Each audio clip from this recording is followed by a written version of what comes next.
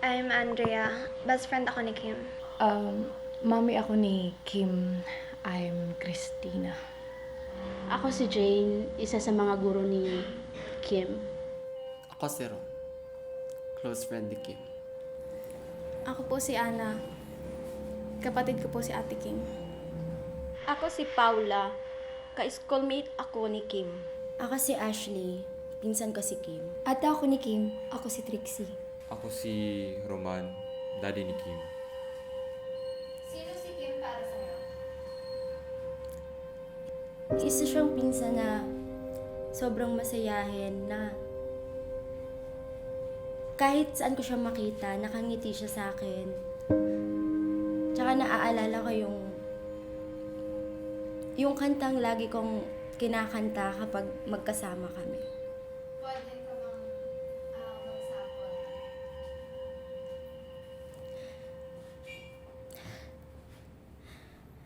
I'll make a wish for you. I hope that will come true. My life would just be kind for such a gentle mind. If you lose your way, think back on yesterday. Remember me this way. Maalalahanin po siya. Maalaga pong ate. Siya po yung tipong ate na hindi gaano ka-sweet. Pero makikita mo, mararamdaman mo pong mahal na mahal ka niya. Si Kim, para sa akin, si Kim kasi yung batang hindi pala imik, tahimik lang. Tsaka wala siyang masyadong kaibigan sa school. Very close kami ng anak kong si Kim kasi sobrang sweet niyang bata. Tsaka napakamasayahin niya. At madalas siya lang nga yung nag-iingay sa bahay. Sobrang close kasi, as in, close talaga. Parang magkapatid na kasi kami noon.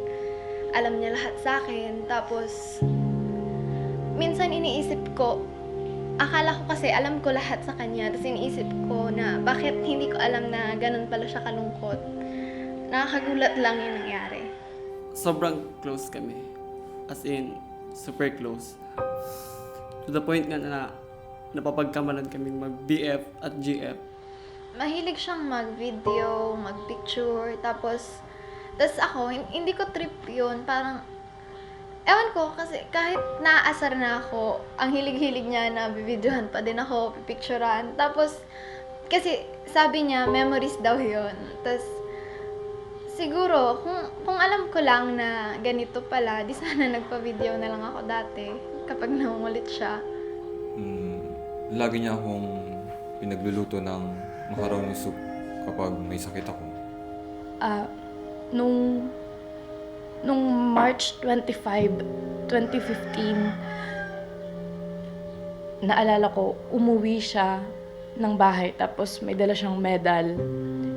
Tapos nagulat kami ng daddy niya kasi saan galing yun.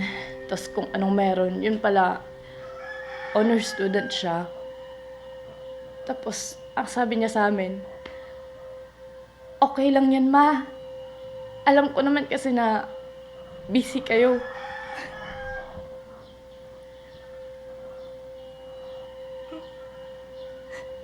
Ang mahalaga, mataas ang grade ko. Grabing guilt ang naramdaman ko nun. Nag-away na ba kayo dati? Ano nga ba yun? Yung may gustong-gusto siyang bili na damit for party. Pero wala pa ako nun na sweldo. Ayaw niya naman humingi kina mami kasi ayaw niyang mapagalitan siya. Pinipilit niya akong maghanap ng pera pero wala ako nun mahiraman. Nagtampo siya sa akin.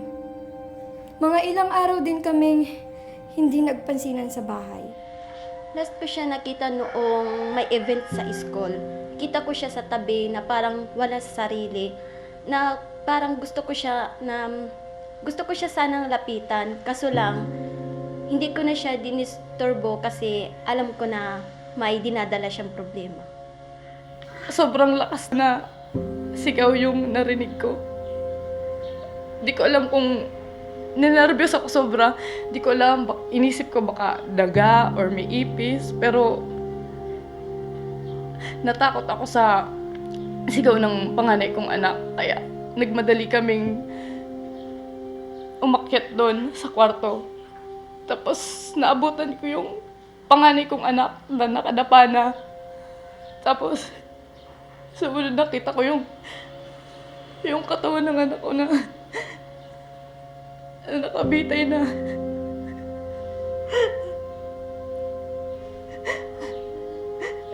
Una, di ko alam kung anong naramdaman ko, anong mararamdaman ko. Basta tinabi ko na lang yung panganay kong anak. Tapos kinariga ko yung anak kong si Kim.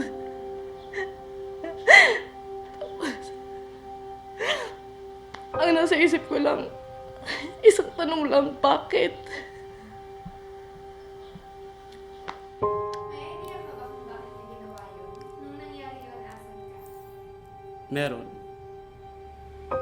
Minsan nga, nagkukwento siya sa akin na pagod na raw siya sa buhay.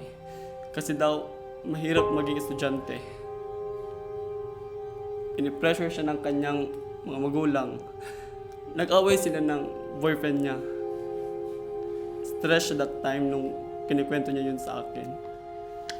Tingin mo masaya na siya? Hindi. Namatay ang anak ko sa di ko alam na rason. Kung lungkot ba, kung kami ba, hindi ko alam. Anong tingin mo sa nangyari? Kamusta ka? Yung di mo matanggap na mawalan ka ng mahal mo sa buhay. Yung para kang binangungot. After 10 years, tingin mo na kumubag ka na sa nangyari? Hindi. 20 years, 30, kahit tumanda ako.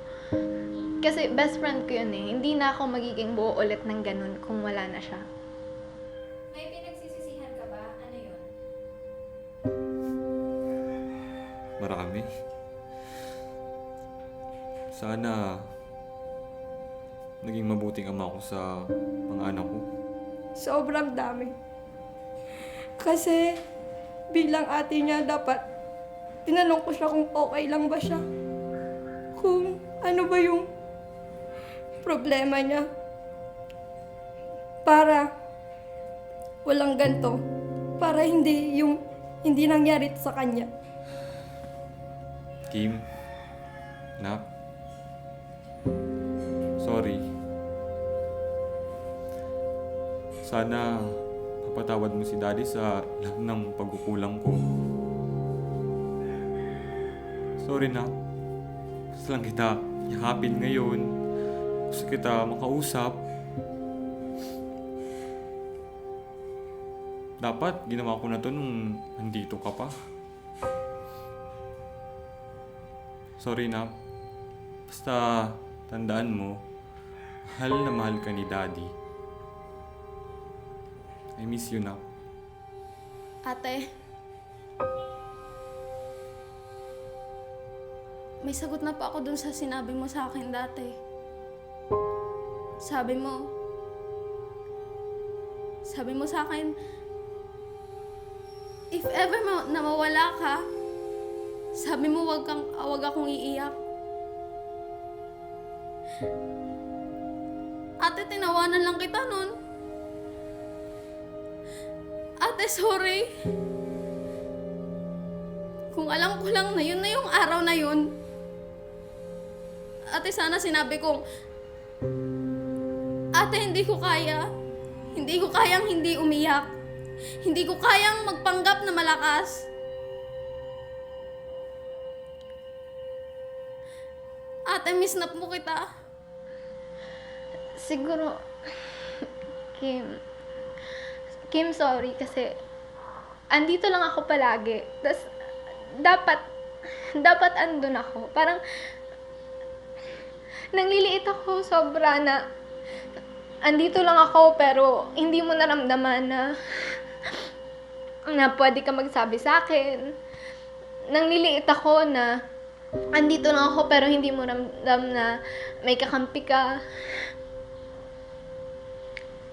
I'm so sorry, Kim, kasi parang kulang. Alam ko naman na hindi ka masaya dito, na hindi ka naging masaya dito ng buo. Pero hindi ko naman inakala na ganun pala. Sorry, I'm sorry.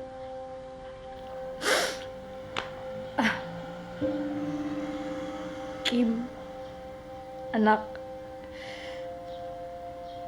nandito lang naman baga si Mami. Palagi man akong makikinig. Kahit gaano pa kami ka-busy.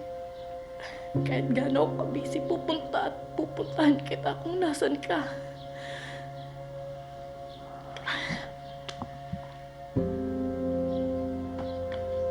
Malungkot na malungkot si Mami, anak. Malungkot.